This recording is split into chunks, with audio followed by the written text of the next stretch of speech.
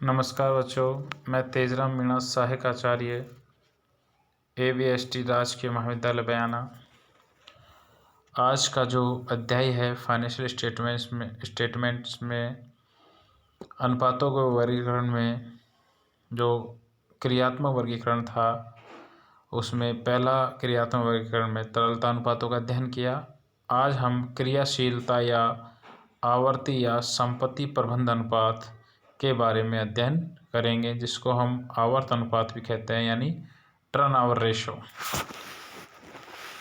जो आवर्त अनुपात होते हैं उनके द्वारा विक्रय मूल्य अथवा विक्रय की लागत और विभिन्न संपत्तियों के बीच संबंध स्थापित किया जाता है।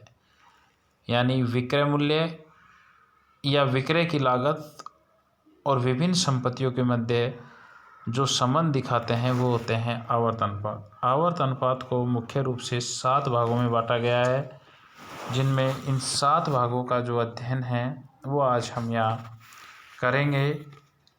जिनमें 7 भागों का जो अध्ययन हम करेंगे, उन 7 भागों में पहला है स्कंद आवर्त अनुपात, स्टोक टर्नओवर रेशो।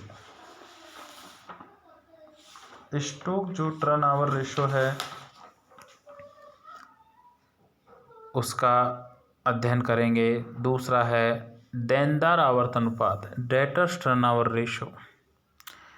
नंबर 3 है लेनदार आवर्त अनुपात, क्रेडिटर्स टर्नओवर रेशो।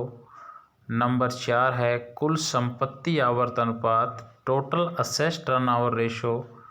फिर है स्थायी संपत्ति आवर्त अनुपात, fix assets turnover ratio.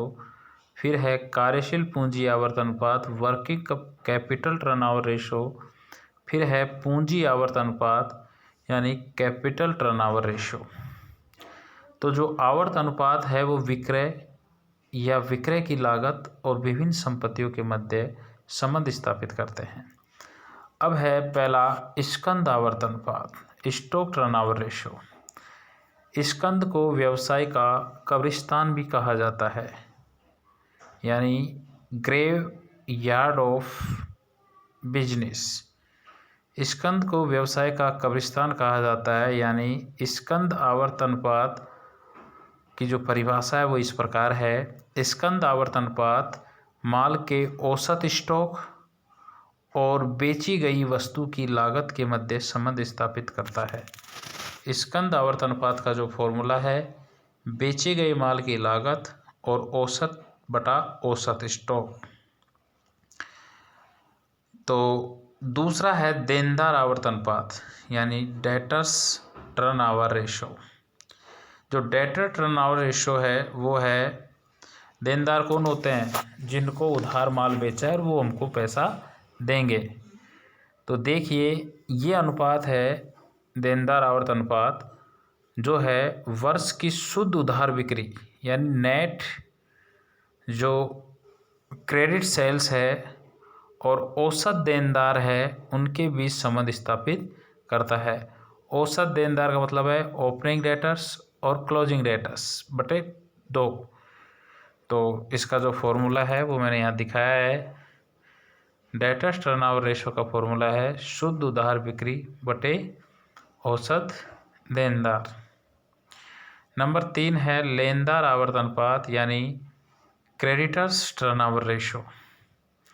Creditor turnover ratio है उसका जो अध्ययन कर रहे हैं, यानी क्रेडिटर टर्नओवर रेशो यह अनुपात शुद्ध उधार क्रय, क्योंकि लेनदार कौन होते हैं? जिनसे हमने उधार माल खरीदा है, और जो हमसे पैसा लेंगे वो हमारे लेनदार है, जो हमें पैसा देंगे वो हमारे देनदार होते हैं। तो लेनदार आवर्त अनुपात में यह अनुपात है शुद्ध उधार क्रय और औसत देनदारों के बीच संबंध स्थापित करता है। शुद्ध उधार क्रय और औसत देनदारों के बीच संबंध स्थापित करने का कार्य करता है। और इसका जो सूत्र है शुद्ध उधार क्रय बटे औसत लेनदार। शुद्ध उधार क्रय बटे औसत लेनदार, कितना आपने उधार क्रय किया है। नंबर 4 है वो है कुल संपत्ति आवर्त अनुपात, यानी total assets turnover ratio. Total assets turnover ratio जो कुल संपत्ति आवर्त अनुपात है, यह अनुपात व्यवसाय में विनियोजित संपूर्ण संपत्तियों व बेची गई वस्तु की लागत में संबंध स्थापित करता है। इसका जो फॉर्मूला है वो है बेची गई माल की लागत बटे कुल संपत्ति। ये भी बहुत महत्वपूर्ण है बच्चों। फिर है पूंजी आवर्त अनुपात, जो बहुत महत्वपूर्ण है, कैपिटल टर्नओवर रेशो है। यह अनुपात विनियोजित पूंजी यानी जो इन्वेस्टमेंट कैपिटल है वो और बिक्री माल की लागत के मध्य संबंध स्थापित करता है। तो देखिए इसका जो फॉर्मूला अंत में मैंने बताया गया है, बेचे गए माल की लागत बटे विनियोजित पूंजी। तो ये महत्वपूर्ण टर्नओवर रेशो थे जिनको मैंने आपको इस अध्याय में बताया है। धन्यवाद।